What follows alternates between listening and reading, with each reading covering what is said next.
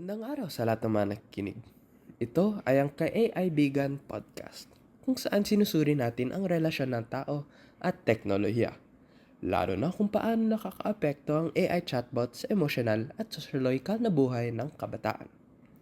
So ngayon, binabago ng AI chatbots ang dinamika ng pakikipag-ugnayan ng tao sa lipunan sa pamamagitan ng pagbigay ng mga digital na connection na may mga benepisyo at panganib sa sosyal at emosyonal na aspeto. Lalo na sa mga taong nahihirapang makipag-ugnayan sa iba. Okay, ako ngayon ay si Miggy at sa episode na ito, palalimin natin ang pagtingin sa tanong na kapag AI na ang kausap, paano kaya naapektuhan ang pakipag-ugnayan natin sa aktual o sa totoong tao? Sige, simulan na natin. So, hindi na bago sa atin ang AI. Ngayon, kasama na natin ang AI kung ginagamit man ito sa pagsasaliksik o sa pagtatanong sa kahit anumang bagay sa buhay. Pero, ang nakakabighani ay ang pagdami ng AI companions. Alam niyo yun? O yung mga chatbot na kinakausap ng iba tungkol sa mga personal na bagay sa buhay. Tulad ng mga problema o yung mga takot o pangarap nila. Para sa maraming mga kabataan, ang AI ay parang digital journal o mga journal na sumasagot, nakikinig at nagbibigay ng ginhawa para sa kanila. Walang takot na mahusga at walang pagsasabihan ng mga sikreto ang AI. Parang ang saya makipagkaibigan sa kanila, no? Sa mga AI. Pero kapag masyadong perpekto ang isang kaibigan, ano kaya ang epekto nito sa tunay na buhay ng isang tao? May tatlong pangunahing dahilan kung bakit maraming kabataan ang lumalapit sa mga AI chatbots. Una, madaling kausapin ang mga AI. Kung kailangan mo ng kausap, sa kahit anumang oras ng araw, andyan na ang AI. Handang-handa sumagot sa inyo. Hindi ka masisinzone at hindi ka mag-ghost neto. Pangalawa, sa AI, pwede kang maging transparent sa lahat ng mga sinasabi mo. At dahil hindi sila tao, hindi ka natatakot na masaktan, mapahiya, o maiwan sa pagkakaiba ng opinyon. Pangatlo naman, sa panahon ng social media, mas posibleng makaramdam ng pag-iisa. Hindi dahil walang tao na makausap, pero marahil na wala tayong tunay na connection. At doon pumapasok ang AI. Isang madaling kapalit sa bagay na mahirap makuha. Yung tunay na pag-uunawa sa isa't isa, lalo na sa mga person-to-person na interaction. Ngunit meron ba talagang benepisyo ang AI na to?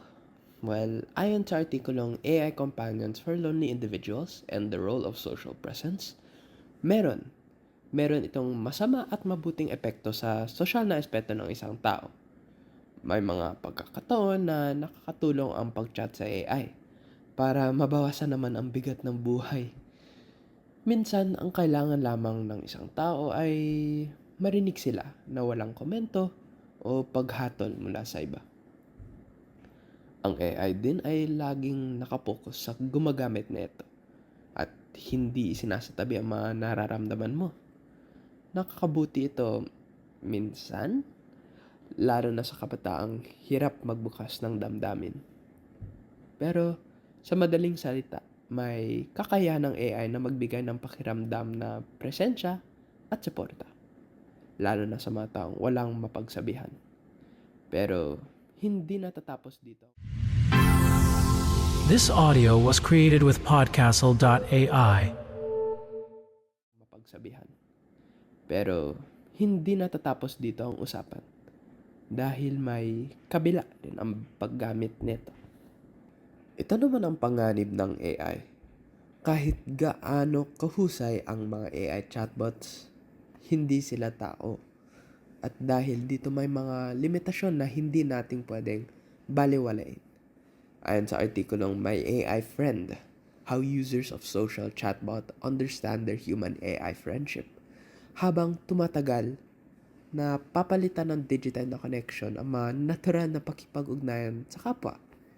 Biglang nagbabago ang pag-iisip ng isang tao. Bakit kailangan pang makipag-usap sa taong maaaring sumagot ng mali, maaaring magalit, o may ibang opinyon kung may AI na laging perpekto ang sagot? Ang problema, kung puro AI ang kausap, maaaring mahirapan ang isang tao pag-ugnayan sa aktual na tao. Ayon naman sa artikulong Friends for Sale, The Rise and Risks of AI Companions, mas umaasa ang isang tao sa AI sa punto na nakakasama sa social at emosyonal na pag-iisip. May mga AI na ginagawang masyadong magiliw, masagot para makolekta nila ang paraan ng pag-uusap mo at iba pang datos para tuloy-tuloy mo itong magamit at pwedeng mas malaki ang kita ng kumpanya na gumawa ng AI na ito.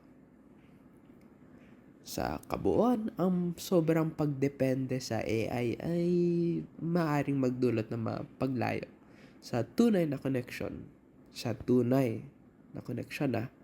at posibleng panganib sa privacy at mental well-being. Kaya, mahalagang balansihin ang paggamit nito. At huwag hayaang palitan nito ang tunay na ugnayan sa kapwa-tao. Makipag-usap pa rin tayo sa iba't ibang tao. Ang punto nito ay hindi pagtanggi sa pagiging kapaki-pakinabang ng AI chatbots.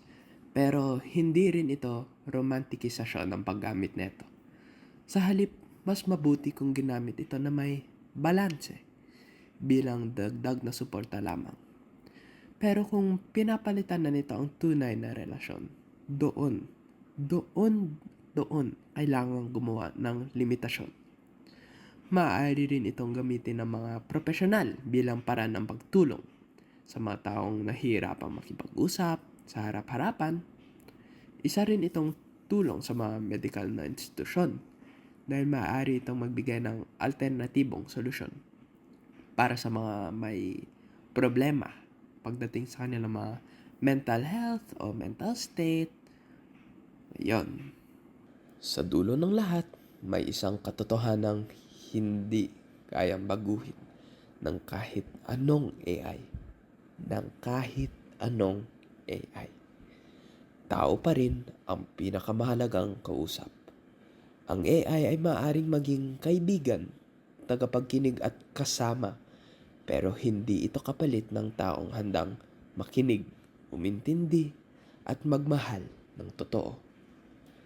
Ayon sa aklat na may pamagat na Loneliness, Human Nature and the Need for Social Connection, ang di kasakdalan ay dahilan kung bakit perpekto ang pakikipag-ugnayan ng tao. At dyan, nagtatapos ang bahagi ng aking podcast. Thank you. Kung saan tinalakay ang implikasyon ng paggamit ng AI chatbots sa aspetong sosyologikal ng tao. Maraming salamat sa inyong lahat. At ito ang Ka-AI Bigan Podcast. Paalam!